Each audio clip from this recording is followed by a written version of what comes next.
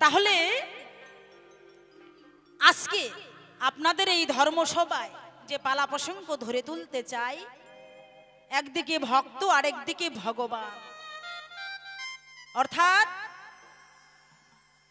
একদিকে সত্যযুগের নারায়ণ, যিনি নারায়ণের পরম ভক্ত প্রহ্লাদ হলেন তিনি, এই কথা আছে সকলের জানা।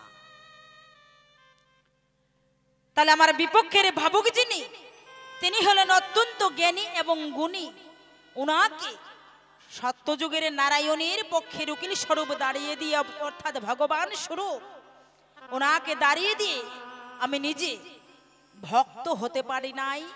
শুনেছি ভক্ত হতে গেলে অনেক শক্ত হওয়া চাই। ভক্তের পক্ষের উকিল স্বরূপ দাঁড়াই, ওনার কাছে কিছু কথা জানতে চাই। তাহলে পালার বিষয় কি? একদিকে ভক্ত আরেকদিকে ভগবান, অর্থাৎ একদিকে নারায়ণ আরেকদিকে ভক্ত প্রহ্লাদ। তাহলে ভক্ত প্রহ্লাদ কে ছিল? হিরণ্যকশিপুর সন্তান ভক্ত প্রহ্লাদ ছিল, তাই না বাবা? এই কথা সকলেই জানেন। হিরণ্যকশিপুর সন্তান বা ছেলে ভক্ত প্রহ্লাদ ছিল। তিনি কি করলেন? একমাত্র এই নাম জপ করতে করতে অল্প বয়সেই, পঞ্চম বৎসর বয়সে তিনি ভগবান প্রাপ্তি হলেন, তাই না? তাহলে দেখেন নামের মধ্যে কত গুণ বা কত মধু।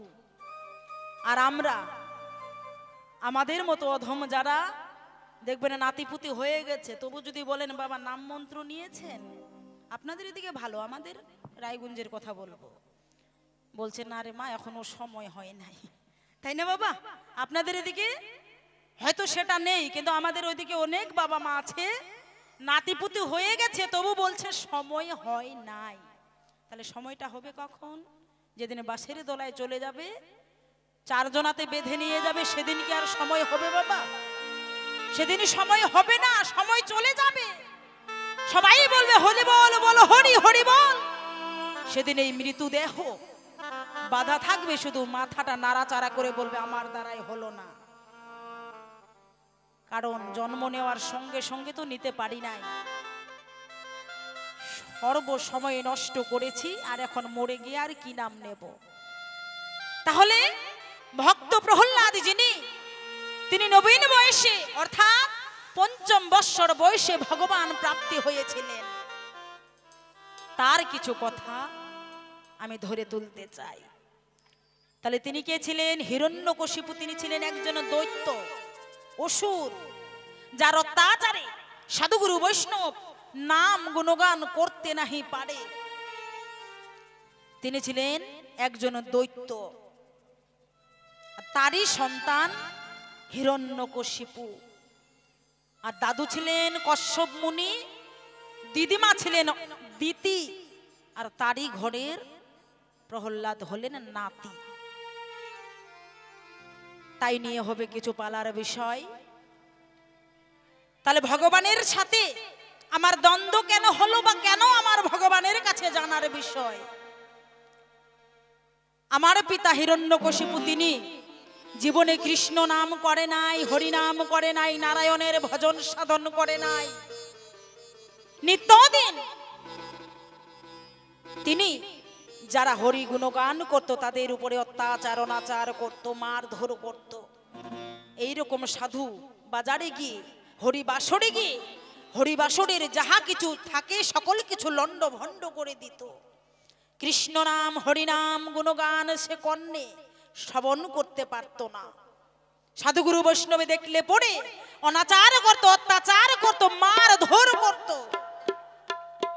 একদিন অন্যের মুখে শুনতে পায় তারই গৃহের ভক্ত প্রহ্লাদ তিনি নাকি পরম ভক্ত হয়। নিত্যদিন তিনি কৃষ্ণ গুণগান করে, হরি গুণগান করে, নারায়ণের সাধন ভজন করে। নারায়ণ ছাড়া তিনি অন্য কোনো নাম নয় তার অন্তরে। এই কথা যখন হিরণ্যকশিপু শুনতে পায়, সঙ্গে সঙ্গে প্রহ্লাদকে ডেকে পাঠায়। প্রহ্লাদ হিরণ্যকশিপুর সম্মুখে দাঁড়ালো। এখন হিরণ্যকশিপু কয়, হে পুত্র প্রহ্লাদ, আমি তোমারে জানাই, শুনেছি তুমি নাকি নিত্যদিন হরিগুণ গান করো। কেন তুমি কি জানো না আমি তোমার পিতা হিরণ্যকশিপু? আমি জীবনে কোনোদিন নারায়ণের ভজন সাধন করি নাই, হরিনাম গুণগান করি নাই। আর আমার সন্তান হয়ে তুমি হরিগুণ গান করো, তোমার প্রাণে কি ভয় নাই? প্রহ্লাদ বললেন, পিতা, আমার প্রাণে আমার মরণের কোনো ভয় নাই। কারণ রাখে হরি মারে কে, মারে হরি ঠেকায় কে? যিনি আমাকে জন্ম দিয়েছেন তিনি একদিন নিয়ে যাবেন, তাই মরণের কোনো আমার ভয় নাই। আমি দিবানিশি শুধু হরি গুণগান গাই। প্রহ্লাদকে বললেন, হিরণ্যকশিপু, আমি বারবার করি মানা, এই বিশ্ব ব্রহ্মাণ্ডে হরি বলতে কোনো কিছুই নাই। ভগবান বলতে যদি কেউ থাকে তাহলে আমি, তোমার কি আমারও ভয় নাই? প্রহ্লাদ বললেন, পিতা, তুমি কে আর আমি কে? যাকে দেখে ভয় পাওয়ার তাকে তো ভয় করি না। যাকে দেখে আমার ভয় পাওয়ার উচিত তাকেই ভয় পাই না। আর সাধারণত তুমি আর আমি কে? কাকে দেখে কে ভয় করবে? তাই আমি হরি ছাড়া থাকতে পারি না। হিরণ্যকশিপু রেগে গিয়ে বলছেন, আচ্ছা বলতো প্রহ্লাদ, তোর হরি যদি এতই বড় হয় তাহলে তোর হরি কোথায়? তোর হরি দেখতে কেমন? তোর নারায়ণকে তুই দেখাতে পারবি? যদি তোর নারায়ণকে তুই দেখাতে পারিস তাহলে আমি কথা দিলাম, আমি তোমাকে নারায়ণের নাম গুণগান করার জন্য অনুমতি দেব। প্রহ্লাদ বললেন, পিতা, আমার নারায়ণ সর্বঘটে বিরাজমান। আমি যেদিকে তাকাই সেদিকে আমার নারায়ণকে দেখতে পাই। নারায়ণ ছাড়া কোনো জায়গা খালি নাই। আমার নারায়ণ সর্বঘটে বিরাজমান। কোনো ঘট নয় খালি, কোনো ঘটে পুষ্পটিত, কোনো ঘটে কলি। আমার নারায়ণ সর্বঘটে বিরাজমান। হিরণ্যকশিপু রেগে গিয়ে বললেন, তোমার নারায়ণ যদি সর্বঘটে বিরাজমান থাকে, বলো তো প্রহ্লাদ, এই যে আমার বাড়ির পাশে ফটক স্তম্ভ আছে, এই স্তম্ভের মধ্যেও কি তোমার নারায়ণ আছে? প্রহ্লাদ বললেন, হ্যাঁ, আমার নারায়ণ এখানেও আছে, আমার মধ্যেও আছে, তোমার মধ্যেও আছে, সর্ব জগতেই আছে। এই বিশ্ব চরাচরে যাহা কিছু দেখতে পাই সকলের মধ্যে আমার নারায়ণ আছে। তাই হিরণ্যকশিপু রেগে গিয়ে করল না দেরি, হাতে ছিল গদা, গদা দিয়ে মারলো একটা বাড়ি। কোথায়? ফটক স্তম্ভকে এমন একটা দিল বাড়ি, এক বাড়িতে সেটা ভেঙে চুরমার হয়ে গেল। সেখান থেকে নরসিংহ অবতার ধারণ করলো। এই কথা আমরা সকলেই জানি, তাই না? নরসিংহ অবতার ধারণ করে আমার পিতাকে তিনি হত্যা করে। তো আমার জিজ্ঞাসা সেই জায়গায়, হে নারায়ণ, হে ভগবান, হে দীনবন্ধু, তুমি সর্বশক্তিমান, তোমাকে সকলেই ভগবান বলে। তোমার ইশারা বিহনে গাছের লতা পাতা ঝরে পড়ে না, তোমার ইশারা বিহনে কীট পতঙ্গ, নদী নালা, পশু পাখি ইত্যাদি কথা বলে না এবং চলে না। তাহলে তুমি না ভগবান, তুমি সর্বশক্তিমান। আমার পিতা অসুর, দৈত্য, কিন্তু আমার পিতা আমাকে বললেন, হে প্রহ্লাদ, আমি নারায়ণ দেখতে চাই। তোমার নারায়ণ দেখতে কেমন? তোমার নারায়ণ কোথায়? তুমি দেখাও, তোমার নারায়ণকে আমি দেখতে চাই। কিন্তু তুমি ভগবান হয়ে আমার সাথে ছলনা করলে কেন? তুমি নারায়ণ রূপে না এসে নরসিংহ রূপে ধারণ করলে কেন? কি বা তার কারণ? দিয়ে যাবে তার বিবরণ। কারণ আমি তো নারায়ণের সাধন ভজন করেছি, নরসিংহের সাধন ভজন করি নাই। তাহলে তুমি ভগবান হয়ে আমার কাছে কেন ছলনার আশ্রয় নিলে? কেন বা তুমি নারায়ণ রূপে না এসে নরসিংহ রূপে এলে? তুমি একটু জবাবটা দিয়ে যাবে বলে, নইলে কিন্তু ছাড়াছাড়ি নাই। এক নাম্বার জিজ্ঞাসা করে গেলাম প্রকাশ। এবার দ্বিতীয় নাম্বার, তুমি ভগবান, তুমি চতুর্ভুজ হয়ে এসেছিলে, তোমার হাতে গদা ছিল, খড়গ ছিল, তা দিয়ে তুমি আমার পিতাকে হত্যা না করে তুমি কি দিয়ে করলে? নকাঘাতে, নখ দিয়ে আমার পিতাকে তুমি ছিঁড়ে দিলে। কিন্তু যখন আমার পিতাকে নখ দিয়ে তুমি ছিঁড়ে দিলে, কথা মিথ্যা নয়, আমার পিতার হৃদয়ে পিণ্ডটা হাতে নিয়ে আমি দূর থেকে তাকিয়ে দেখি, তোমার অপলোভ দৃষ্টিতে কি জানি তুমি তাকিয়ে আছো। কেমন জানি তোমার মধ্যে হয়েছে ভাবের উদয়। কোন ভাবের ভাবি হয়ে তোমার দুটি নয়নে জলে ভরা দেখতে পাই, দিয়ে যাবে তার পরিচয় আমি জানতে চাই। সাধারণত কোনো মানুষ যদি কোনো শত্রুকে মারে, বাবা, শত্রুকে নিধন করার পরে তার মনে আনন্দ বাড়ে, তাই না মা?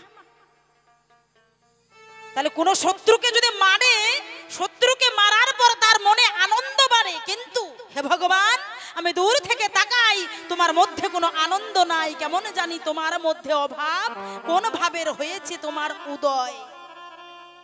দূর থেকে তাকিয়ে দেখলাম তোমার দুটি নয়ন জলে ভরা, অপলোক দৃষ্টিটি আমার পিতার হৃদয় পিণ্ডটা তুমি তাকিয়ে তাকিয়ে দেখছো।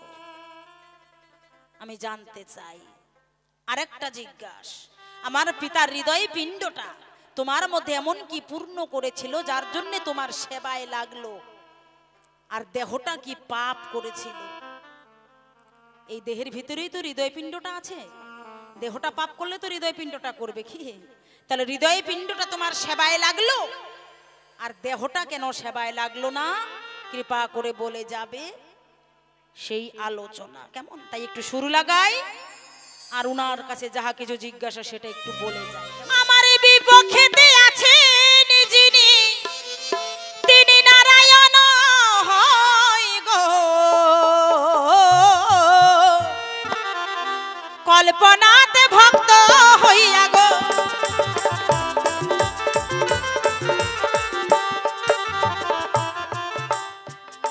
কল্পনাতে ভক্ত হইয়া গো, আমি দাঁড়াই এই সময় বিপক্ষেতে আছেন যিনি, নারায়ণ তাই গো।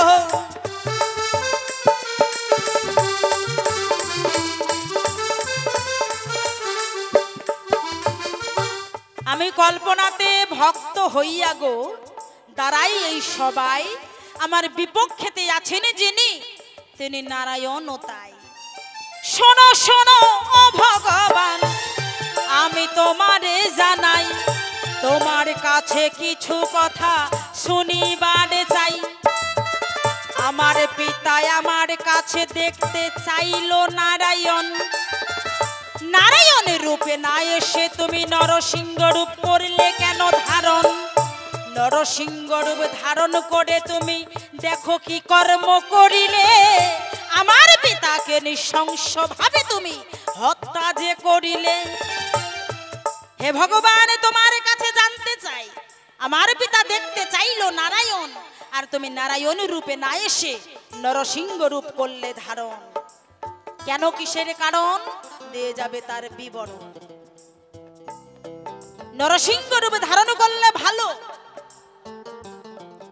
কোন পিতা চোর যদিও হয়, বাবা, একটা সন্তানের কাছে তার পিতা যদি চোর হয়, ডাকাত হয়, তবুও তো সে আমার পিতা, তাই না? তাহলে আমার পিতা চোর, ডাকাত, দস্যু, অসুর,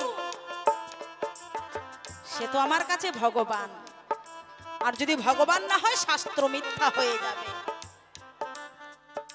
শাস্ত্রে বলেছেন, পিতা স্বর্গ, পিতা ধর্ম, পিতা হি পরম তপ, পিতা বিপতিতাং পাবনে প্রিয়ন্তে সর্বদেবতাই নমো নমঃ। তাহলে আমার পিতা আমার কাছে ভগবান। তাহলে আমার পিতা যতই অসুর হোক, তুমি আমার পিতাকে লুকিয়ে মারতে পারতে। একটা সন্তানের সামনে তার পিতাকে যদি মারা হয়, সে সন্তান কি সহ্য করতে পারে? মা, হে ভগবান, আমি তোমার কাছে জানতে চাই, তুমি সর্বশক্তিমান, আমি যদি তোমার প্রকৃত ভক্ত হয়ে থাকি, আমার পিতাকে তুমি এভাবে হত্যা করলে কেন? করলে ভালো কথা, কিন্তু আমার পিতার হৃদয় পিণ্ডটা অবলোভ দৃষ্টিতে তুমি চেয়েছিলে কেন? আর হৃদয় পিণ্ডটা তোমার সেবায় লাগলো, দেহটা কেন লাগলো না? একটু বলে যাবে এই ধর্ম সবাই যেন। শোনো শোনো ও ভগবান, তোমার জানাই, তোমার কাছে কিছু কথা শুনিবার চাই।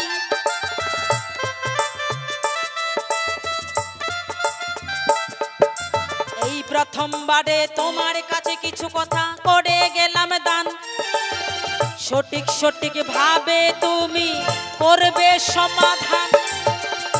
আসরে আছেন যত আমার মাতা মাসিগণ, আমি অতি মূর্মতি আপনাদের সন্তানের মতন। ভুল ত্রুটি আমার গো কতই না হইবে, সন্তান গণে মার্জন করিবেন গো সবে। আর বেশি কথাই আমি বলবো না, এখান থেকে ছাড়বো আমার এই প্রথম আলোচনা। আমি কেন একাই একাই বলতে যাব বেশি, বেশি বললে হয়তো আপনাদের কাছে হবো গো দোষী। তাই দোষাদোষীর ইচ্ছে আমার মোটেই গো নাই। আমার মতো ভাব নিয়ে এবার আমি বসে যাই, আমার পরে নারায়ণ আসরে আসিবে, ওনার মতো ভাব নিয়ে আসে খুলিয়া যে কবে। এখান থেকে করি ক্ষান্ত রাধাকান্ত সরি, চাঁদ বদনে সবাই মিলে একবার বলুন হরি হরি নিতাই গৌর হরি বল, হরি বল, হরি বল, হরি বল।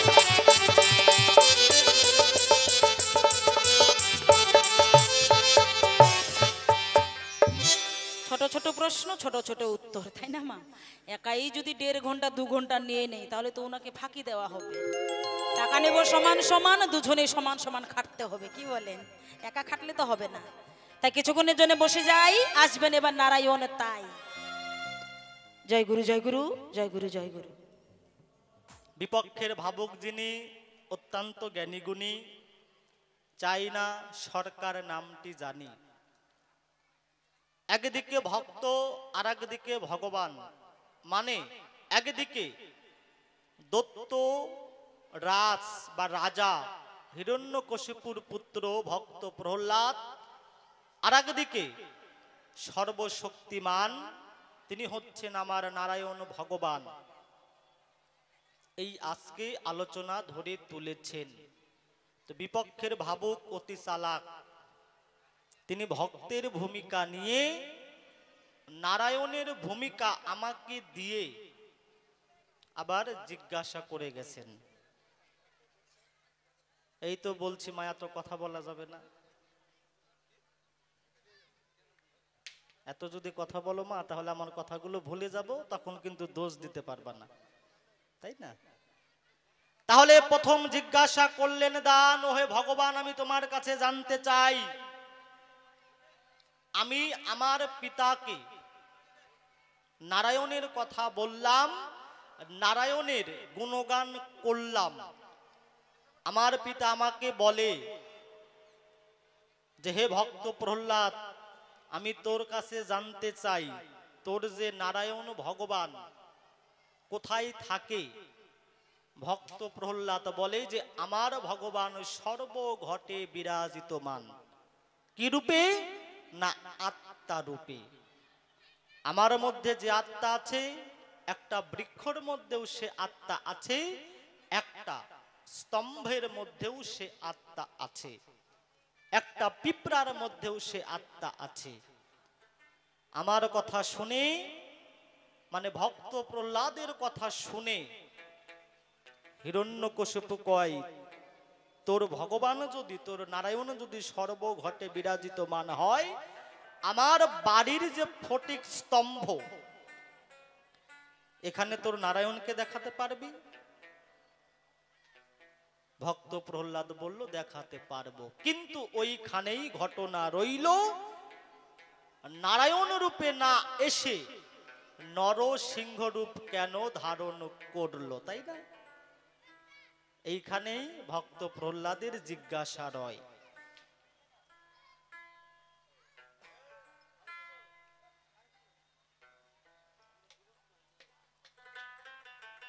তাহলে আমি কিন্তু ভগবান হতে পারবো না গো, সে সামর্থ্য আমার নাই। তবে ভগবানের পাশাপাশি বা ভগবানের পাশের উকিল হয়ে যে সমস্ত কথা জিজ্ঞাসা করেছে তার কিঞ্চিত কিঞ্চিত করে আমি সমাধান দিতে চাই।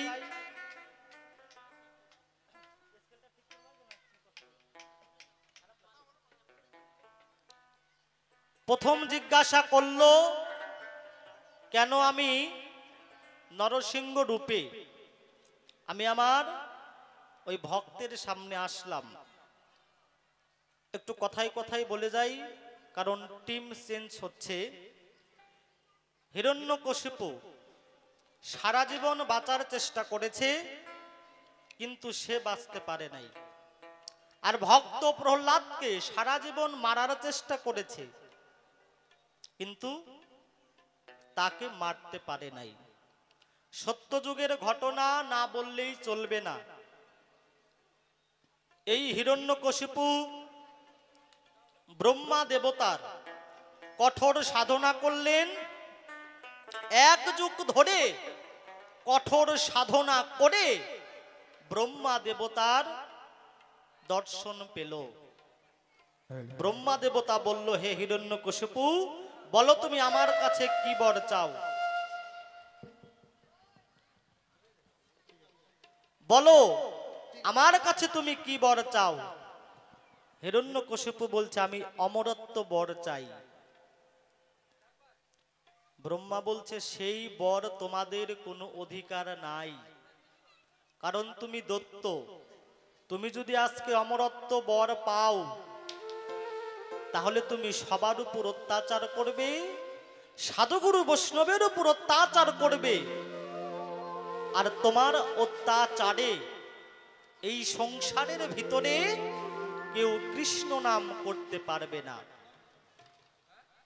ব্রহ্মা যখন এই কথা বলে, হিরণ্যকশিপু বলছে, তাহলে যে আমি তোমার এত কঠোর সাধনা করলাম, এর দাম কিন্তু আমি নাহি পেলাম। ব্রহ্মা বলছে, তুমি এর থেকে অন্য বর চেয়ে নাও। সঙ্গে সঙ্গে হিরণ্যকশিপু করল না দেরি, এই বর চাইলো তাড়াতাড়ি। আমার যেন রাতে বা দিনে মরণ হয় না, আমার যেন জলে বা স্থলে মরণ হয় না, আমাকে যেন মানুষ বা দেবতা মারতে পারে না, আমার যেন ঘর বা বাহিরে মরণ হয় না, আমার যেন কোনো অস্ত্রের দ্বারাই মরণ হয় না। ব্রহ্মা সঙ্গে সঙ্গে বললেন, তথাস্তু, সেটাই হবে। তাহলে এই যে বাবা এতগুলো বর একসাথে পেল, আচ্ছা মরণ তো এই রকমই হবে, তাই না? নাই দিনে নাই রাতে, নাই ঘরে না বাহিরে, নাই কোনো মানুষের দ্বারাই, না কোনো দেবতার দ্বারাই, হবে তো মরণ। কিন্তু হিরণ্যকশিপুর এইভাবে কোনো মরণ হবে না। ব্রহ্মা দেবতার যখন বর পেল, যখন ব্রহ্মার বর পেল, হিরণ্যকশিপু করল না দেরি, তার রাজ্যে ঘোষণা করলো তাড়াতাড়ি যে আমি হচ্ছে একমাত্র ভগবান, আমি হচ্ছে সর্বশক্তিমান, আমার রাজ্যে অন্য কোন দেবদেবীর পূজা করা চলবে না, অন্য কারু নাম গুণগান করা চলবে না। যখন রাজ্যে ঘোষণা করল, হিরণ্যকশিপু এবং তার দৈত্যগণ সাধুগুরু বৈষ্ণবদের উপর অনেক অত্যাচার শুরু করল। সাধুগুরু বৈষ্ণব মনে মনে করে কামনা, হে ভগবান, তুমি তো সর্বশক্তিমান, তুমি বলেছ আমার যে করে আস আমি তার করি সর্বনাশ, যদিও তুমি না ছাড়ো পাস, আমি হই তোমার দাসের দাস। ভগবান, আজকে হিরণ্যকশিপু এত অত্যাচার করে, এই সংসারের ভিতরে তোমার নাম আমরা করতে পারি না। ভগবান শ্রীকৃষ্ণ অর্জুনকে বলছেন, অর্জুন 16 নম্বর অধ্যায় 9 নম্বর শ্লোকে ভগবান শ্রীকৃষ্ণ অর্জুনকে বলছেন, হে অর্জুন, যারা পৃথিবীতে স্বর্গ ভাবে, যারা এই সংসারটাকে মনে করে যে আমি আর কোনোদিন যাব না, আমার মরণ হবে না, যারা ক্ষমতা, টাকার জোরে, অর্থের জোরে সুখ ভোগ করে, তারা মনে মনে ভাবনা করে যে এই সংসার থেকে আমাদের কোনোদিন যেতে হবে না। তারা হচ্ছে কি জানো? তারা হচ্ছে অসুর জ্ঞানী, আসুরক্তি জ্ঞানী, তারা হচ্ছে অসুর। যারা মনে মনে ভাবনা করে এই ক্ষমতা থাকবে আমার চিরকাল সংসারের ভিতরে, তারা হচ্ছে অসুর। আর যারা ভাবনা করে নিত্য নিত্যানন্দ কৃষ্ণ ভাবনাময়, নিত্য নিত্যানন্দ কৃষ্ণ ভাবনাময়, যে নিত্যদিন আবার রাধা কৃষ্ণর যুগল চরণ বক্ষে ধারণ করে, যে নিত্যদিন রাধা কৃষ্ণের সেবা লাগায়, সেই তো পরম বৈষ্ণব হয়। হরিবল হরিবল হরিবল। দেখবেন তারা কখনো মরে না, তাদের সমাধি দেওয়া হয়। মরার পরে তারা দেহ রাখে, দেহ রাখার পরে এই সংসারের ভিতরে তাদেরকে দেবতা বলে পূজা করা হয়। বাবা লোকনাথ আমাদের মতো একজন মানুষ ছিলেন, স্বামীজি বিবেকানন্দ আমাদের মতো মানুষ ছিলেন, রামকৃষ্ণ পরমহংসদেব আমাদের মতো মানুষ ছিলেন, হরিচাঁদ গুরুচাঁদ অনুকূল ঠাকুর আমাদের মতো মানুষ ছিলেন। কিন্তু আমরা মানুষ তাদের চরণে পূজা করি কেন? তারা ভগবানের চরণে ঠাঁই পেয়েছে।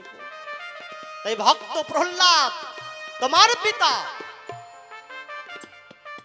দত্ত হয়েছে, ও ক্ষমতা পেয়ে অপব্যবহার করছে, সাধুগুরু বৈষ্ণবদের উপর অত্যাচার শুরু করেছে। এমনকি স্বর্গের 33 কোটি দেব দেবী তাদেরকেও সে স্বর্গ থেকে বিতাড়িত করলো। স্বর্গের 33 কোটি দেব দেবী ভগবান নারায়ণের কাছে গেল, নারায়ণ আজকে ব্রহ্মার বর পেয়ে ওই হিরণ্যকশিপু যে অত্যাচার করে, তুমি যদি প্রভু না রক্ষা করো, বলো তো কে রক্ষা করতে পারে? তাই হে প্রভু, এই হিরণ্যকশিপুকে নিধন করে তুমি সাধুগুরু এবং দেবতাদের উদ্ধার করো। হরিবল হরিবল হরিবল।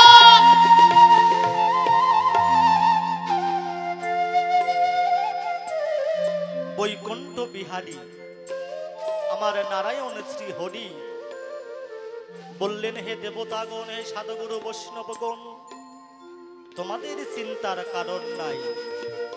অচিরেই আমি নরসিংহ রূপ ধারণ করে ওই হিরণ্যকশিপুকে আমি নিধন করব।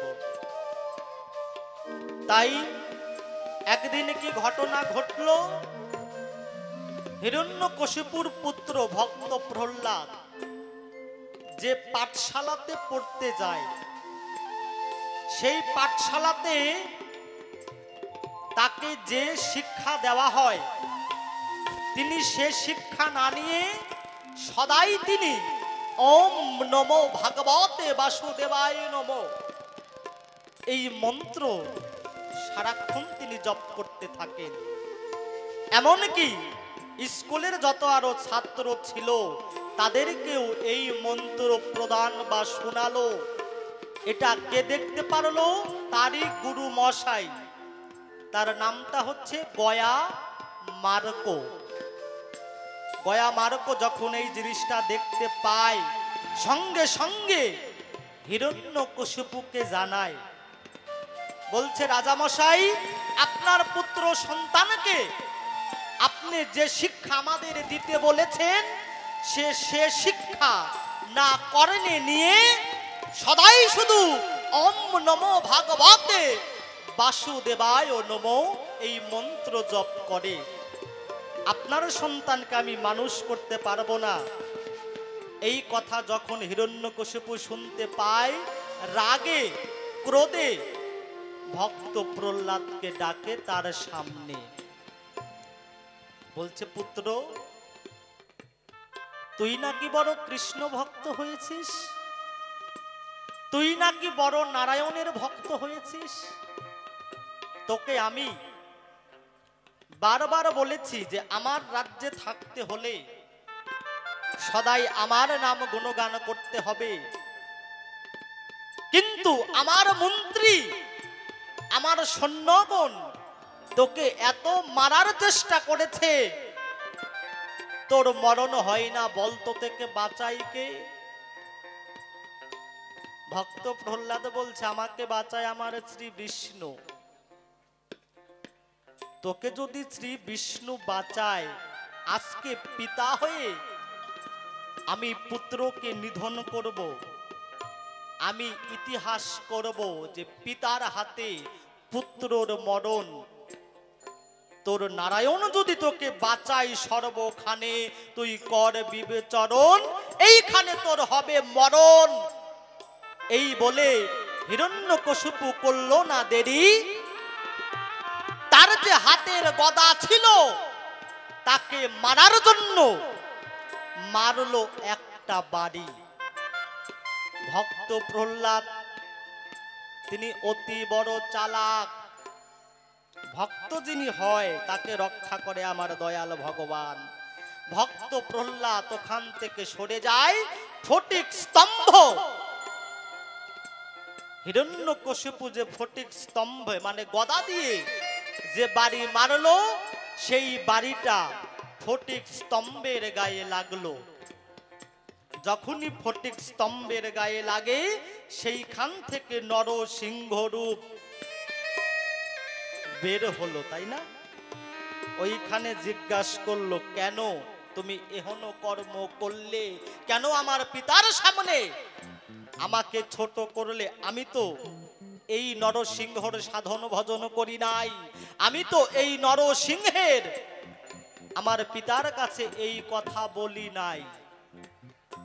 ওই যে সত্য যুগের যে বর পেয়েছিল, ভগবান দেখলেন ব্রহ্মার কথা রাখার জন্য, সাধুগুরু বৈষ্ণবদের কথা রাখার জন্য, তাদেরকে রক্ষা করার জন্য ভগবান নরসিংহ রূপ ধারণ করলেন। না দেবতা না মানুষ, শুধু একবার নয় গো, 10 বার অবতার হয়ে পৃথিবীতে এসেছেন ভক্তদের রক্ষা করার জন্য আর দুষ্টদের নিধন করার জন্য। কখন মারলেন না? গোধূলি লগ্নে দেখবেন দিনের আলো মানে সূর্য ডুবে গেছে কিন্তু অন্ধকার হয় নাই, এদিকে চাঁদ উঠেছে, তাকে বলে গোধূলি লগ্ন। কোথায় মারলেন? না ঘর না বাহিরে, ঘরের যে দরজা মানে বারান্দা, এদিকে বারান্দা এদিকে ঘর মানে দরজা, চৌকাটের উপরে, না ঘর না বাহির, সেখানে এসে কেমন করে না স্থলে না উপরে, এই হাঁটুতে মানে উড়ুর উপরে কোনো অস্ত্রের দ্বারায় তার মরণ হবে না। ভগবান কি করলেন? তার হাতের এই আঙ্গুলের নখ দিয়ে হিরণ্যকশিপুকে নিধন করলেন। বোঝা গেল কেন আমি নরসিংহ রূপ ধারণ করেছি? ভক্তকে রক্ষা করার জন্য আর সৃষ্টিকে পালন করার জন্য। হিরণ্যকশিপু তোমার পিতাকে নিধন করার জন্য। হরিবল হরিবল হরিবল হরিবল।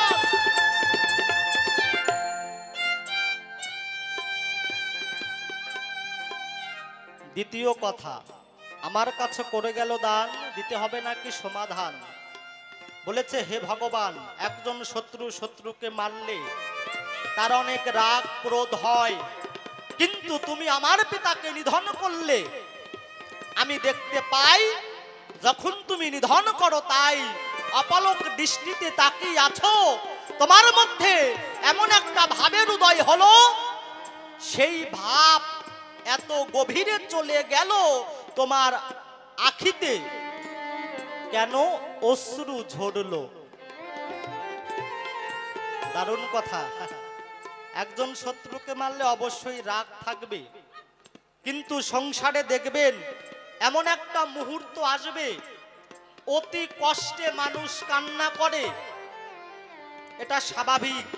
কিন্তু এমন একটা মুহূর্ত আসবে, অতি আনন্দেতে চোখের বাড়ি ঝরবে, তাই না বাবা? এমন একটা আনন্দ আসবে, সেই আনন্দটাকে আপনি ভাষায় প্রকাশ করতে পারবেন না, কোনো বাক্য বা কোনো শব্দ দিয়ে উচ্চারণ করতে পারবেন না। দেখবেন চোখের বাড়ি একবার আপনি আপনি ঝরে যাবে, আনন্দের সহিতে অশ্রু ঝরে। তাহলে তোমার পিতা ছিল সত্য যুগের, আমি যখন নারায়ণ ছিলাম, আমার প্রিয় যখন লক্ষ্মী ছিল, তোমার পিতা সেই আমাদের দাড়ি ছিল মানে দারোয়ান। তোমার কাকু, তোমার কাকা হিরণ্যাক্ষ, আর তোমার পিতা হিরণ্যকশিপু পঞ্চমুনির অভিশাপের পরে অসুর কুলে জন্ম ধরে। তাহলে তোমার পিতা বাহিরে তিনি অসুর, কিন্তু তোমার পিতা যে একজন ভক্ত ছিল, জয় আর বিজয় নামে। তাহলে এতদিন আমি ভক্তের সঙ্গে মিলিত হয়েছি, এতদিন ভক্তের সঙ্গে আমার দেখা হয়েছে, তাই তো আমি অপলক দৃষ্টিতে তাকিয়েছিলাম। এ হিরণ্যকশিপু, কতদিন তোর দেখা হয় নাই, কতদিন তোর হাত দিয়ে আমি সেবা পাইনি। এই ভাবতে ভাবতে ভগবান কখন যে তার চোখের বাড়ি ঝরালো, ভগবান সেটা নিজেও বুঝতে পারল না। তাহলে আমার রাগ সেদিন নাই, ক্রোধ নাই, কি হয়েছে? ভাবের উদয়, ভক্তকে পাবার উদয়। তাহলে কেন আমি কান্না করলাম? একমাত্র শুদ্ধ ভক্তকে পাবার জন্য, তার চরণ পাবার জন্য আমি চোখের বাড়ি ঝরালাম। তো দ্বিতীয় কথা সমাধান করে দিলাম, এবার একটু সুর লাগাই এবং তৃতীয় কথাই যাই। আচ্ছা বাবা, আলোচনা ভালো লাগছে তো? যাক, কারণ আপনারা একটু নাড়াচাড়া করবেন, তাহলে আমারও ভালো লাগবে। তো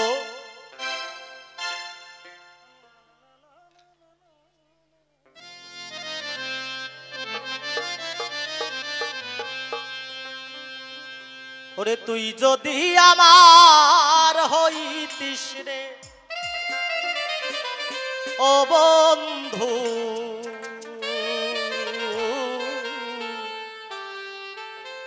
আমি হইতাম তো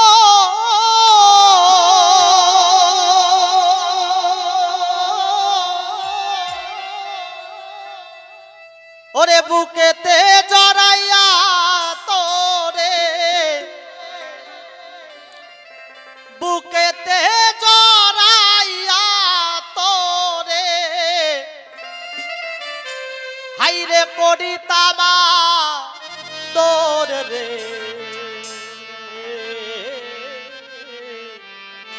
তুই যদি আমার হইতিস,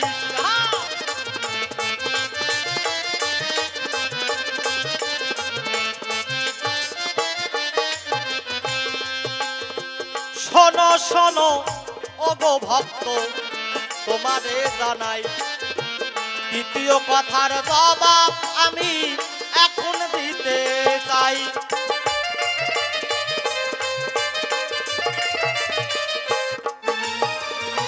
কেন তোমার পিতার আমি গো দেহ সেবা করি নাই, হৃদয় পিণ্ড সেবা করলাম কেন বলবো এবার তাই।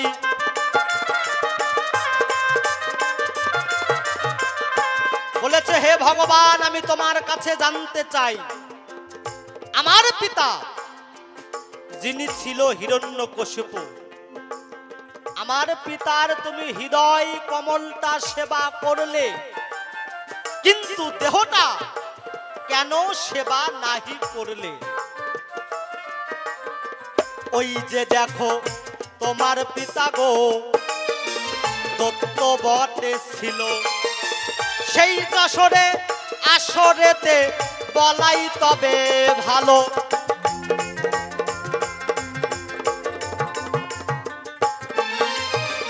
তোমার পিতা একজন দত্ত ছিল। যখন তিনি দত্ত ছিলেন, এই দেহ দিয়ে সাধুগুরু বৈষ্ণবদের উপরে কত অত্যাচার করেছিল, তাই না বাবা? যদি এই দেহখানা দিয়ে এই যে আমরা মধুর বৃন্দাবন ধামে এসেছি, আগেই বলেছি দেখবেন কিছু প্রকারের মানুষ আছে সবার কাছে ভালো থাকতে মানে থাকার জন্য উপরে উপরে ভালো ব্যবহার করবে, আর নিচে আপনার নামে বদনাম করবে। কিন্তু ভগবান দয়াল হরি যেমন কেন্দ্র থেকে মানে রাজ্য সরকার যদি কোনো আসামি ধরতে না পারে, তখন সিবিআই তদন্ত করে, তাই না বাবা? করে না? রাজ্য সরকার ফেল, রাজ্য পুলিশ ফেল, কি করতে হবে? সিবিআই এর হাতে ট্রান্সফার করতে হবে। ওইরূপ আমাদেরও ভগবান সিবিআই দিয়েছে। এই যে আমি যে দাঁড়িয়েছি, এই লাইটের আলোতে আমি কোথায় যাচ্ছি, কি করছি, আমার প্রতিচ্ছবি মানে আমার ছায়া সঙ্গে সঙ্গে ঘুরে বেড়াচ্ছে। যেদিন খাঁচা ছেড়ে প্রাণ পাখি গো উড়িয়া তো যাবে, সেদিন এই ছায়া দেখো সবই বলিবে।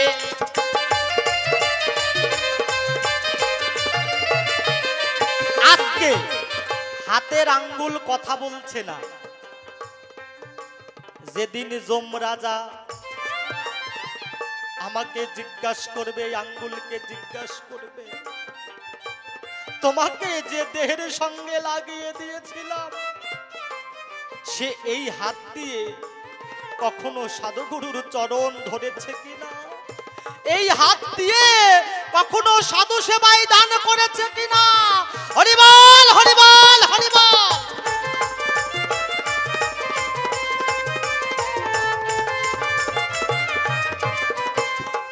সেদিন এই আঙ্গুলের ঠোঁট হবে, মুখ হবে, হাত হবে, সবই হবে। তাহলে তোমার পিতা এই দেহটা দিয়ে কত সাধুগুরু বৈষ্ণবদের উপর অত্যাচার করেছিল, তার জন্য তোমার পিতার দেহ আমার সেবায় নাহি লাগিল। কিন্তু তোমার পিতার অন্তরে হৃদয়ে যে কৃষ্ণ ভক্তি ছিল, যে বিষ্ণু ভক্তি ছিল, যে হরি ভক্তি ছিল, তার জন্য আমি তোমার পিতার হৃদয় কমলটা সেবা করলাম। চাঁদ বাদনে সবাই হরি হরি বল, তাই হরিবল হরিবল হরিবল।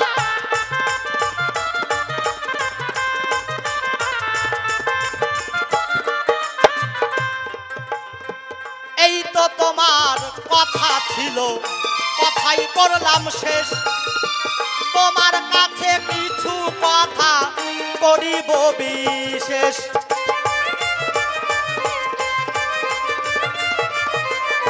আচ্ছা ওমা, তাকে কিছু জিজ্ঞাসা করবো গো, করবো? কারণ এক হাতে যেমন তালি বাজে না, একাও কিন্তু ঝগড়াও হয় না। দেখবেন ঘরে ঘরে দেখতে পাই বৌমার শাশুড়ি ভাই, চুল সেরাসেরির অভাব নাই। আপনাদের এদিকে হয় না, আমাদের এদিকে এক একটা বৌমা হচ্ছে পারমাণিক বোমা, মানে মারলেই শেষ। আর এক একটা শাশুড়ি মানে ভাদ্র মাসের তালের পিঠা বা আষাঢ়ি, ওই রকম। আরে বৌমাকে যদি মেয়ে ভাবে, তাই তো ঝগড়া হয় না। কিন্তু কেন? তাকে তো আমি পেটে ধরি নাই, কেন তাকে মেয়ে ভাববো? ওইখানেতেই ঝগড়ার সূত্র, তাই না? আর বৌমা কিভাবে? প্রথমেই শাশুড়ি, যদি মা ভাবে তাহলে কি আর ঝগড়া হবে? ওই মাটা কোলগেট হাসি দিছে, কোলগেট দিয়ে বিরাজ করে। তাহলে এক হাতে যেমন ঝগড়া হয় না, ভক্ত প্রহ্লাদ তোমার কাছে জানতে চাই, তুমি যে ভক্ত হলে, ভক্ত শব্দটি লিখতে গেলে তিনটা অক্ষর মেলে, ভ, ক এবং ত। তাহলে ভ শব্দতে কি হয়, ত শব্দতে কিসের সৃষ্টি হয়, আর কতে কোন নামের উৎপত্তি হয়? এই তো তোমার প্রথম কথা করে গেলাম দান, সঠিক সঠিক এসে তুমি করবে সমাধান।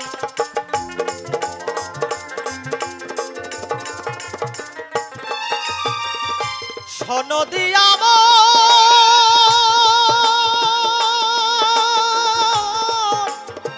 তোমার কাছে আর কথা করি জিজ্ঞাসন রে।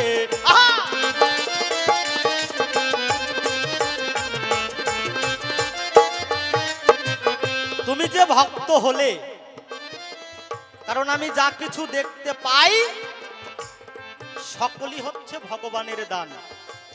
আমার বলিতে কিছু নাই হরি, কি দিয়ে পুজিব ওগো ভগবান আমার দয়াল হরি। আমার বলিতে কোনো কিছু নাই, কি দিয়ে পুজিব ওহে ভগবান তাই। আমার বলতে কোনো কিছু আছে গো? কোনো কিচ্ছু নাই। তাহলে তুমি যে ভক্ত প্রহ্লাদ হলে, তুমি ভগবানকে কোন বস্তু দিয়ে তুমি ভক্ত হলে? তোমার কাছে কোন বস্তু আছে যেটুকু দিয়ে তুমি ভক্ত হলে? সুন্দরভাবে বলে যাবে এই সভ্য সবার স্থলে। এই তো তোমায় দ্বিতীয় কথা করে গেলাম দান, সঠিক সঠিক এসে তুমি করবে সমাধান।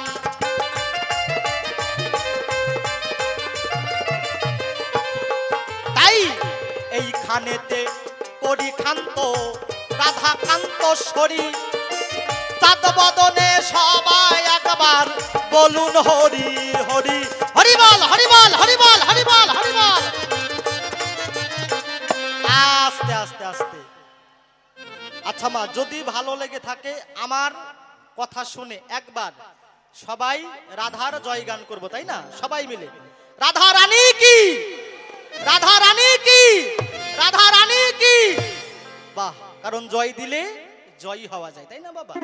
তাই দুইটা জিজ্ঞাসা করলাম দান, ভক্ত তুমি এসে করো সমাধান। হরি বল হরি বল হরি বল।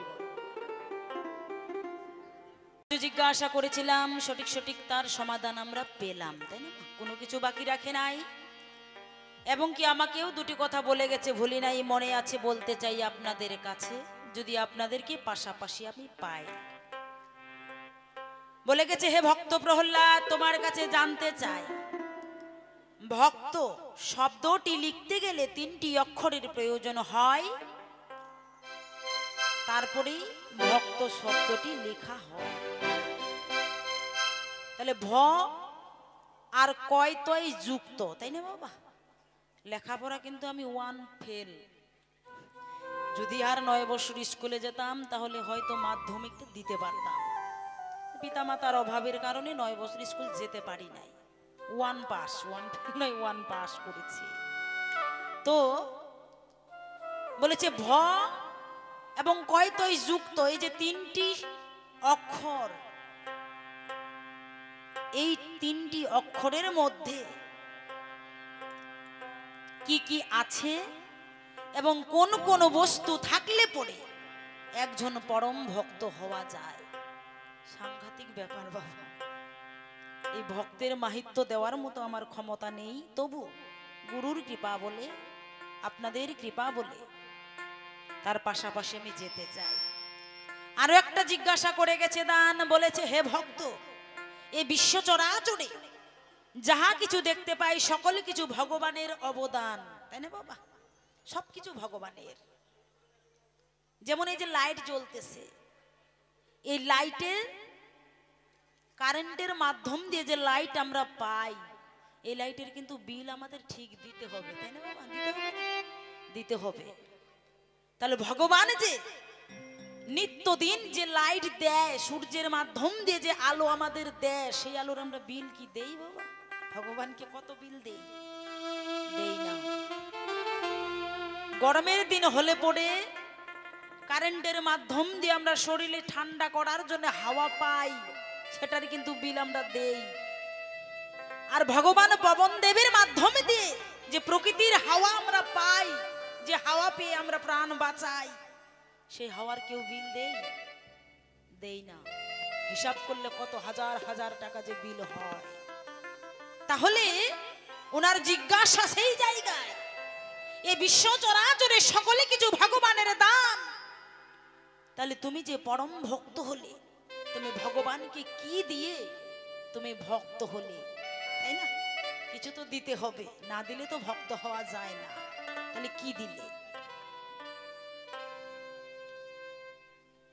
বলেছেন কোন কোন বস্তু থাকলে পরে একজন ভক্ত হওয়া যায়। ভক্ত, ভয়ের তত্ত্ব শাস্ত্রে বললেন,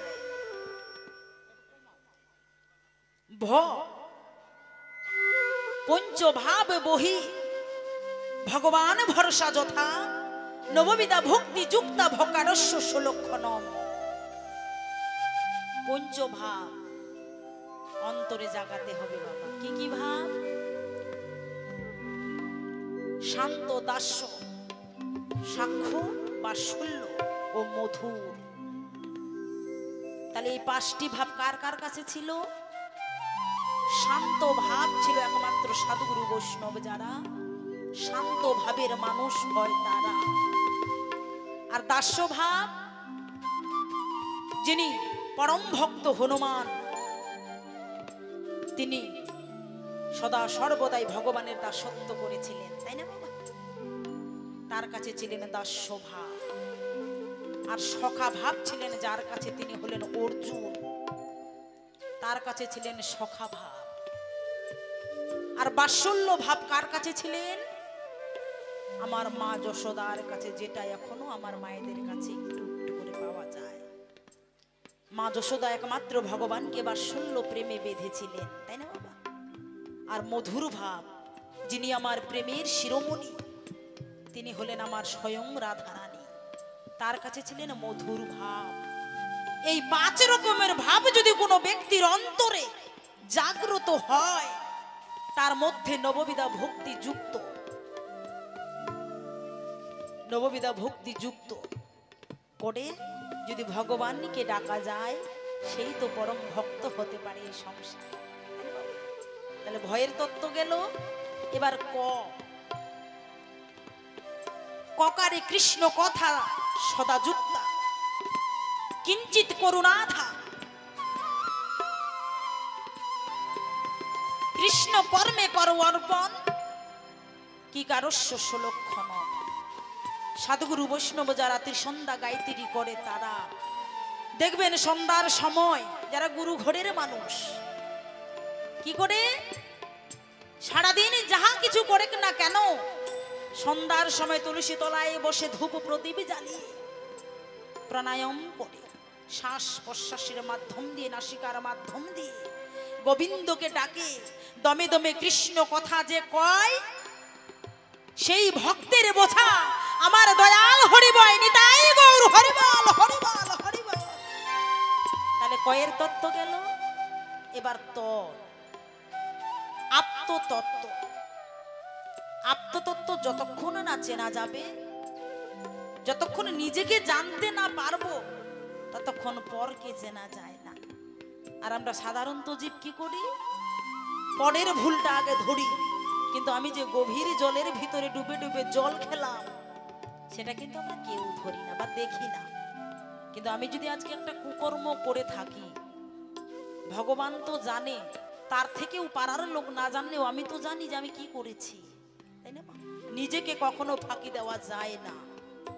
তদ্রূপ তাই, যতক্ষণ না আমি নিজের দোষটাকে ধরতে পারবো ততক্ষণ অন্যের দোষ ধরার মতো আমার কোনো ক্ষমতা নাই, অধিকার নাই। তাহলে আগে নিজেকে চিনতে হবে। এই নিজেকে চিনতে গেলে কোথায় যেতে হবে? সদ্গুরুর আশ্রয় নিতে হবে। গুরুর কাছে গেলে পরে এই আত্মজ্ঞান জানা যাবে, আত্মতত্ত্বটাকে জানা যাবে। তাহলে আত্মতত্ত্ব কি?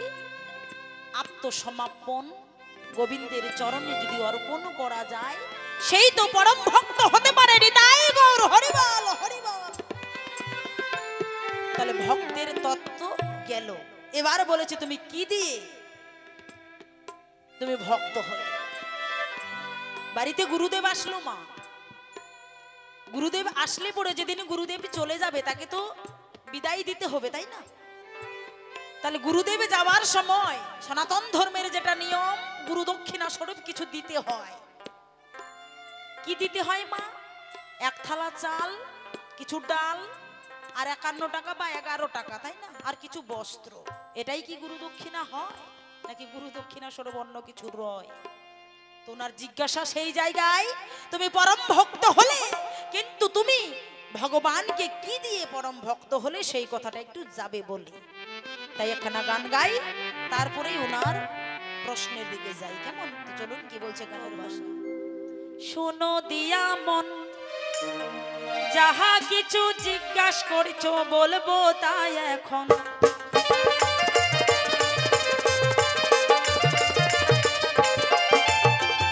বলেছো কি করে তুমি ভক্ত হলে গো,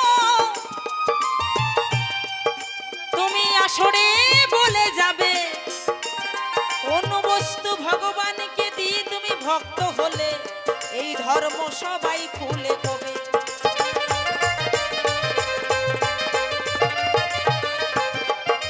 কি দিলাম, কি দিয়ে ভগবানের পরম ভক্ত হলাম?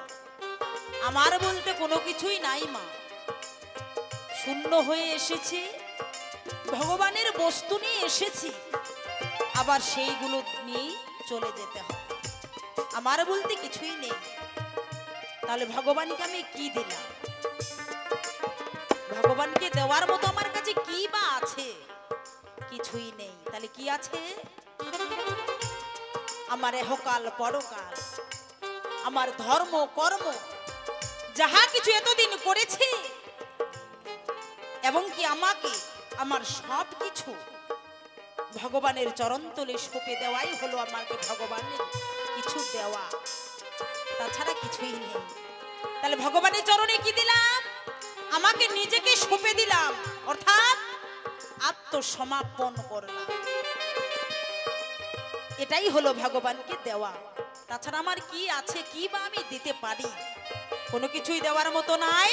তাই ভগবানের চরণতলে একমাত্র আমার সকলে কিছু, ধর্ম কর্ম এহকাল পরকাল, এবং আমাকে নিজেকে সঁপে দিয়ে আমি ভগবানের পরম ভক্ত হলাম। তাই এই তো তোমার জিজ্ঞাসার কিছু কথা গো, কথাই হইয়া গেল।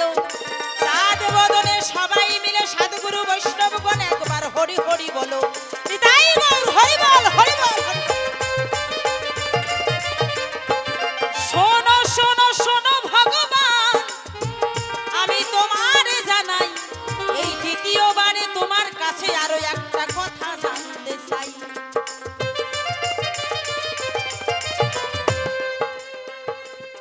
আমি একজন ভক্ত, ভক্ত প্রহ্লাদ একজন পরম ভক্ত, হরি ভক্ত। আর আমার পিতামাতা কি হলেন? অসুর, তাই না বাবা?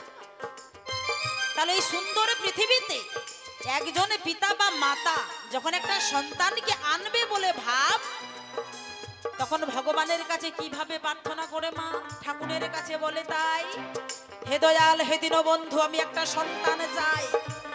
যে সন্তানটি আমার গর্ভে এসেছে, যেন এই সন্তানটি আমার সুসন্তান হয়, যেন জন্ম নেওয়ার সঙ্গে সঙ্গে এই দেশের দশের সকলের একজন হয়। এটাই তো চাই, তাই না মা? নাকি চাই যে আমার সন্তানটা অসুর হোক, আমার সন্তান ডাকাত হোক? এটা চাই না।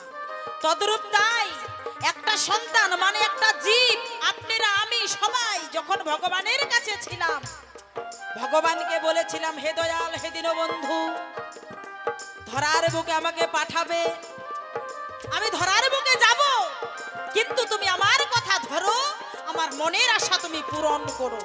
কি দিয়ে? আমি ধরার বুকে যাব, যার গর্ভে জন্মগ্রহণ করব সেই পিতামাতা যেন কৃষ্ণ ভক্ত হয়, যেন দেশের দশের সকলের একজন হয়, সদা সর্বদাই যেন তোমার নাম গুণগান করে, পিতামাতার সঙ্গে যেন আমিও তোমার নাম গুণগান করতে পারি। নাকি চেয়ে এসেছিলাম যে হে দয়াল, যেন আমার পিতামাতা অসুর হয়, যেন আমার মাতা অসুরনি হয়? এটা তো কেউ চাই নাই। তাহলে আমি পরম ভক্ত, তুমি আমাকে ভক্তের বাড়িতে জন্ম দিতে পারতে, তা না করে তুমি আমাকে অসুরের গৃহে জন্ম দিলে কেন? আমার পিতামাতা কেন অসুর, বা কেন বা অসুরের ঘরে তুমি জন্ম দিলে আমাকে? আমার ভুলটা কোথায় ছিল? এখানে আমার পিতামাতার ভুল, নাকি আমার ভুল, নাকি মাটির ভুল, নাকি জলের ভুল? আমি জানতে চাই, নাকি তোমার ভুল? ভুলটা কার? একজন পরম ভক্ত অসুরের গর্ভে কি করে জন্ম হতে পারে, আর একজন অসুরের সন্তান কি করে পরম ভক্ত হতে পারে? অসুরের রক্তে আর বীজে কখনো ভক্ত হওয়া যায় না, বা ভক্ত হতে পারে না। অসুরের রজ আর বীর্য থেকে কিভাবে একজন ভক্তের জন্ম হলো, তুমি একটু কৃপা করে খুলে বলো। এই তো তোমার কাছে একটা কথা গো, আমি করে গেলাম দান, সঠিক সঠিক ভাবে তুমি তার করবে সমাধান। এই তো দ্বিতীয়বারে আমার তোমার কাছে আর কোনো কিছুই জানার নাই, তাই তো আমার ভাবনি এবার আমি বসে যাই। আসরে আছেন যত আমার সাধুগুরু বৈষ্ণবগণ, আমি অতি মুরুমতি আপনাদের সন্তানের মতন, ভুল ত্রুটি আমার কতই না হইবে, সন্তানে গেনে মার্জন করিবেন গো সবে। তাই থাক বেশি কথা বলবো না, ছেড়ে দিতে চাই আমার এই তত্ত্ব আলোচনা। তাই এখান থেকে করি খান্ত রাধা কান্ত সরি, চাঁদ বদনে সবাই মিলে একবার বলুন হরি হরি, নিতাই গৌর হরি বল, হরি বল, হরি বল।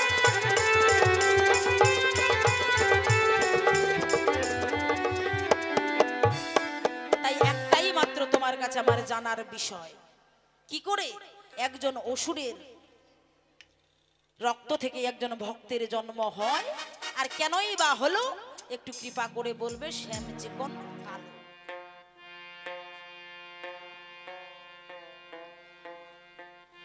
জয় গুরু জয়। যে সমস্ত কথা জিজ্ঞাসা করেছিলাম দান সঠিক সঠিক দিল সমাধান। আর একটা অনুরোধ করব, বাবাদের বলছি, মানে এখানে বসে ওঠানামা বেশি করবেন না, তাই না? যত ওঠানামা করবেন অকালেতে মরবেন, এটা গুরু ঘরের কথা। কলিযুগের মানুষ ওই বাবাটা বুঝতে পেরেছে।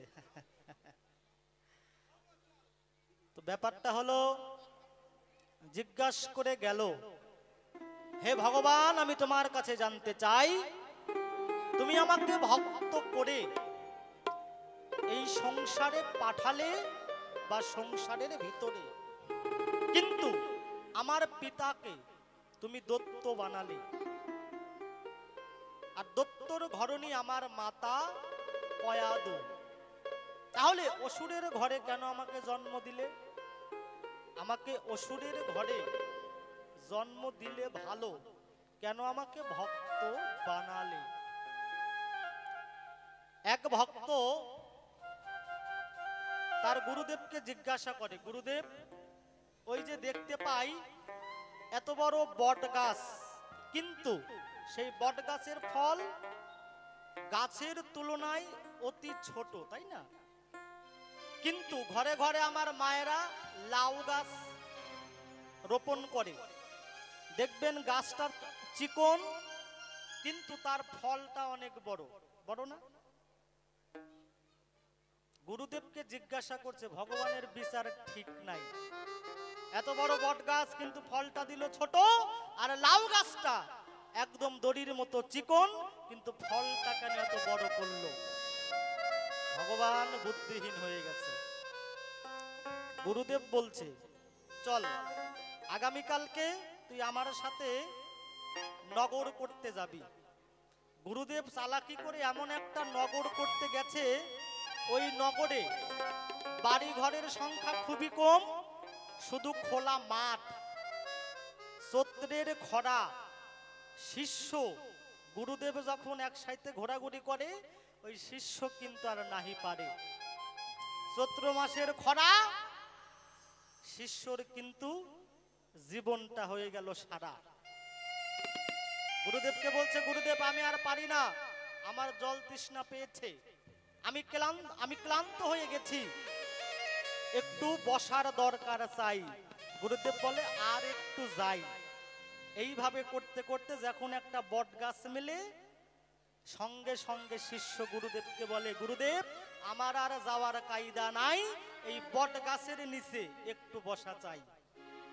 যখন শিষ্য আর গুরুদেব বসে আছে, শিষ্য কিন্তু ওই যে শীতল হাওয়া পাচ্ছে, হাওয়াটা যখন পায় তিনি একটু ঘুমের ঘরে চলে যায়। যখনই ঘুমের ঘরে চলে যায়, উপর থেকে বট গাছের একটা ফল মাথার উপর পড়ে, আর যখনই পড়লো বলছে, গুরুদেব আমাকে রক্ষা করো। বট গাছের ফল। গুরুদেবকে বলছে, গুরুদেব ভগবান কত করুণাশীল, যদি এই ফলটা শক্ত বা বড় হতো, আমার মাথায় যখন পড়লো আমি তো আর বাঁচতাম না, তাই না? তাহলে ভক্ত প্রহ্লাদ, ভগবানের বিচার তুমি কেমন করে জানবে? ভগবানের লীলা তুমি কেমন করে জানবে? নারদমণি তিনি দিবানিশি নারায়ণ নারায়ণ জপ করে, পাগলা পঞ্চানন পঞ্চমুখে হরি সাধনা করে, এমনকি ব্রহ্মা দেবতা তিনিও চতুর্মুখে ভগবানের নাম গুণগান করে, তার লীলা জানার চেষ্টা করে, কিন্তু তারা অন্ত নাহি খুঁজে পায়। আর তুমি তো ভক্ত প্রহ্লাদ, আমি কেন তোমাকে শত্রুর ঘরে জন্ম দিয়েছি, কেন বা অসুর কুলে তোমাকে জন্ম দিয়েছি, কিন্তু তোমাকে কেন আমি ভক্ত বানিয়েছি? শুচি হয়ে মুচি হয় যদি কৃষ্ণ ত্যাজে, শুচি হয়ে মুচি হয় যদি কৃষ্ণ ত্যাজে, আর মুচি হয়ে শুচি হয় যদি কৃষ্ণ ভজে। জন্ম তোমার যেখানেই হোক না কেন, তুমি যদি কর্মটা ভালো করো, তুমি যদি রাধা কৃষ্ণের যুগল সাধনা করো, ধ্যান করো, তাহলে অবশ্যই তোমার মুচির ঘরে জন্ম হলেও তুমি একদিন ভক্ত হবে। তাহলে হিরণ্যকশিপু একজন দৈত্য ছিল, তিনি মায়ের ভক্ত ছিল, কালী সাধক। একদিন তার রানী কয়াদুকে বলল, তুমি আমার বাগানে ফুল তুলতে যাও, আমি মায়ের পূজা করব বলে এই মনে আছে ভাবনা। তাই রানী কয়াদু করলো না দেরি, ফুল বাগানে ফুল তুলতে গেল তাড়াতাড়ি। সেই ফুল বাগানের ভিতরে ছোট্ট একটা পাখি কৃষ্ণ নামে করে ডাকাডাকি। রানী যখন শুনতে পায়, পাখিটির সামনে যায়, পাখিটিকে বলে, তোর কি জীবনের মায়া নাই? আমার স্বামী করেছে ঘোষণা, তার নাম ছাড়া অন্য কোনো নাম গুণগান করা যাবে না। পাখিটি বলে, রানী মহাশয়, আপনার স্বামী দত্ত বটে হয়, সাধুগুরু বৈষ্ণবদের উপর অত্যাচার করলো, আমার মালিককেও তিনি মেরে ফেললো, কিন্তু মরার আগে আমাকে একটা নাম শিখিয়েছে, সেটা হচ্ছে হরি। এই নাম নিয়ে আমি সব সময় তার গুণগান করি। আমি তো তোমাদের মতো মানুষ নয়, আমি অন্য নাম আর নাহি করতে পারি। রানী কয়াদু কয়, জীবনের মায়া থাকলে এই রাজ্যে তোমার এই নাম করা চলবে না। এই বলে তিনি কি করলেন, তিনি তার রাজ্য কক্ষে ফিরে আসলেন। সন্ধ্যা অতিবাহিত হলো, হিরণ্যকশিপু তার রাজ্য কক্ষে ঢুকলো, সঙ্গে সঙ্গে রানী কয়াদু বলল, স্বামী তুমি জানো তোমাকে দেখে এই রাজ্যের সবাই ভয় পায়, কিন্তু সামান্য একটা পাখি ভয় পায় না। তোমার নাম সে ডাকে না, সদাই কৃষ্ণ নামে করে ডাকা ডাকি। হিরণ্যকশিপু বলছে, কেন তুমি মানা করো নাই কৃষ্ণ নামে করিস না ডাকা ডাকি? রানী বলছে, মানা করেছি, কৃষ্ণ নাম ডাকবি না, কৃষ্ণ নাম কবি না, কৃষ্ণ নাম বলবি না। হিরণ্যকশিপু বলছে, হ্যাঁ কৃষ্ণ গুণগান করা যাবে না, কৃষ্ণ নাম উচ্চারণ হবে না, কৃষ্ণ নাম করলে সে প্রাণে বাঁচবে না। এই যে দুইজনের মধ্যে কৃষ্ণ আলাপন হলো, হিরণ্যকশিপু কাম বসে রানীর সঙ্গে সহবাস করল। দুইজনের মধ্যে কৃষ্ণ গুণগান, কৃষ্ণ কথা করে আলাপন, সেইখানে হয় নারায়ণ যোগ বলি আপনাদের কখন। সেই নারায়ণ যোগে যখন হিরণ্যকশিপু তার রানীর সাথে মিলন ঘটালো, ভক্ত প্রহ্লাদ রানীর গর্ভে প্রবেশ করলো। হঠাৎ করে ইন্দ্র দেবতা সেটা জানতে পারলো। ইন্দ্র দেবতা করলো, ভাবো এক দত্তের সঙ্গে আমরা নাহি পারি, দত্তর ছেলে দত্ত হবে এটাই মনে আছে ভাবো। ইন্দ্র দেবতা করলো কি, ওই রানী কয়াদুকে হরণ করলো তাড়াতাড়ি। যখন হরণ করে আকাশের পথে যায়, সেটা নারদমণি দেখতে পায়। নারদমণি বলে, ইন্দ্র তুমি কাকে হরণ করে নিচ্ছ?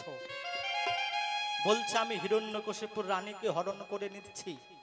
বলছে, তুমি যে কারণে হরণ করে নিচ্ছ আমি কথা দিলাম, এই রানী কয়াদুর গর্ভের যে সন্তান হবে সে অসুর নাহি হবে এই ভবে।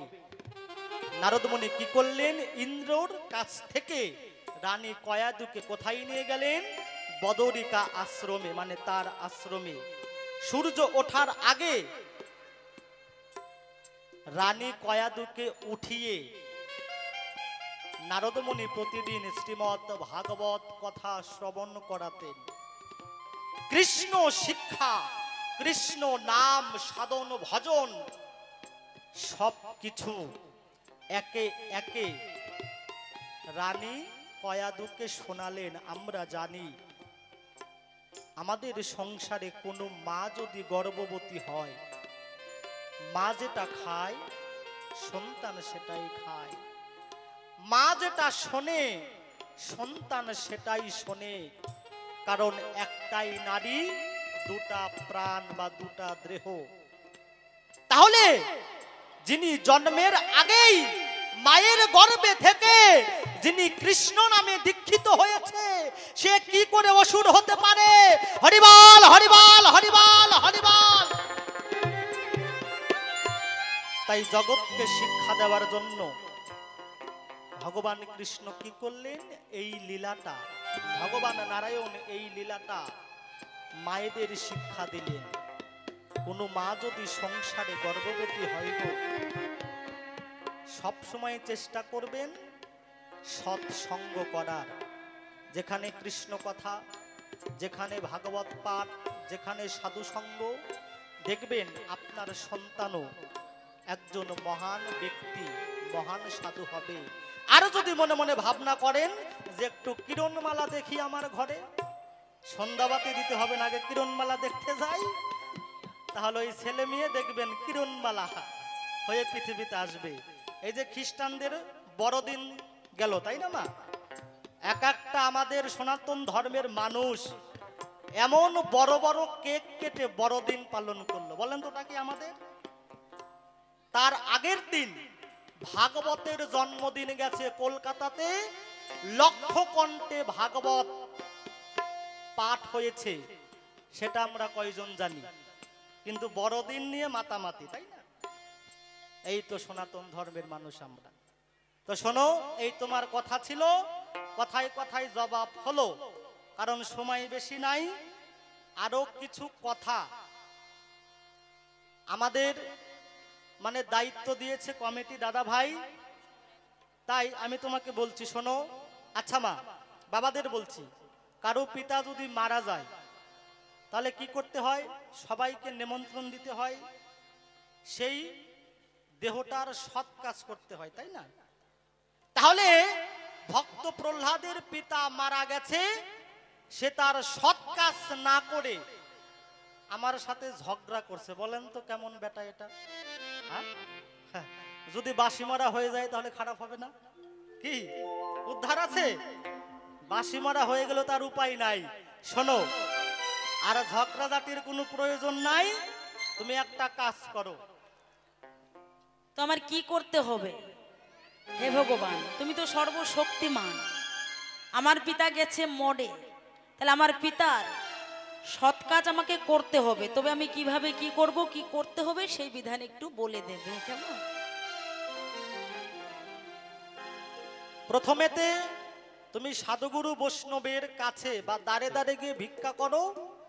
তারপরে ভিক্ষা করার পরে তারপরে আশীর্বাদ নিয়ে তোমার পিতার সৎ কাজ করো, তাই না? প্রথমে তো এটা, আগে ভিক্ষা করো, বৈষ্ণব সেবাটা পরে। খালি হাতে বৈষ্ণব সেবা দেওয়া যাবে বলেন তো? সম্ভব? এই যে এত বড় অনুষ্ঠান দিয়েছে কমিটি দাদা ভাই, আমরা বাউলরা যতই লেকচার মারি, 1 টাকা কম হলে বলবো যে সমসপুর হাট খোলার কমিটি ভালো না, কিন্তু বড় বড় কথা বলি। আমি আবার উচিত কথা বলি, তাই না? 1 টাকা কম দিয়ে দেখবেন, যতই কান্না করুক কোনো বাউল, দেখবেন আর মাথা কোথায় চলে যায়, মাথার মাথায় থাকবে না। তাহলে হ্যালো, এত বড় প্যান্ডেল, এত বড় শিল্পী, এত সুন্দর সুন্দর শিল্পী, মেন হচ্ছে টাকার প্রয়োজন। টাকা ছাড়া কোনো কিছু হয় না। তাই ভক্ত প্রহ্লাদ, তুমি দাঁড়ে দাঁড়ে ভিক্ষা করো, সেই ভিক্ষাটা আমরা এই কমিটির ভান্ডারে দিয়ে দেব। সত্যি তাই। এমন একজন কৃষ্ণ ভক্ত মা এবং বাবা এসে আমাকে কিছু টাকা করে যাবেন দান, যেন এ দান দিয়ে আমি আজকে পিতার সৎ কাজ করতে পারি এবং বৈষ্ণব সেবার আয়োজন করতে পারি। এমন একজন কৃষ্ণ বাবা, কৃষ্ণ ভক্ত বাবা আর কৃষ্ণ ভক্ত মা দিয়ে যাবেন। ও মা, কেউ নেই দেওয়ার মতো? কেউ নেই? আসবেন সবাই, যে যেমন পারবেন। 100 টাকা, 200 টাকা, 50 টাকা, 20 টাকা, 10 টাকা, যে যেমন পারবেন মা, কিন্তু 1 টাকা 2 টাকা দেবেন না মা। 1 টাকা 2 টাকা দিলে পরে চলতে চায় না। হ্যাঁ, 1 টাকা দেবেন, আগে একটা 20 টাকার নোট দেবেন বা 10 টাকার নোট, তারপরে একটা 1 টাকা দেবেন, তাহলে চলবে। হ্যাঁ দেবেন বাবা, একজন কৃষ্ণ ভক্ত দেখতে চাই। যতক্ষণ দেবেন না ততক্ষণ আসর ছাড়বো না। হ্যালো হ্যালো হ্যালো, বসে গেল বাবা দেবেন, একজন কৃষ্ণ ভক্ত বাবা আসবেন, তারপর আপনাকে দেখে সবাই আসবে। সাউন্ডটা ঠিক করে। হ্যালো হ্যালো হ্যালো জি, হ্যালো। শোনো শোনো, তুমি তোমার মায়েদের কাছে চাও আর আমি আমার বাবাদের কাছে চাই, তাই না? ব্যাপারটা হলো, ও মা আসেন, একজন বাপের বেটি আসেন তো, দেন যে যেমন পারবেন মা। হ্যাঁ, কত টাকা কত দিকে চলে যায়, তাই না? সাবু সেবায় দান করলে কিন্তু বিফলে যায় না। এই যে দাঁড়াও দাঁড়াও দাঁড়াও, এক কৃষ্ণ ভক্ত বাবা, তিনি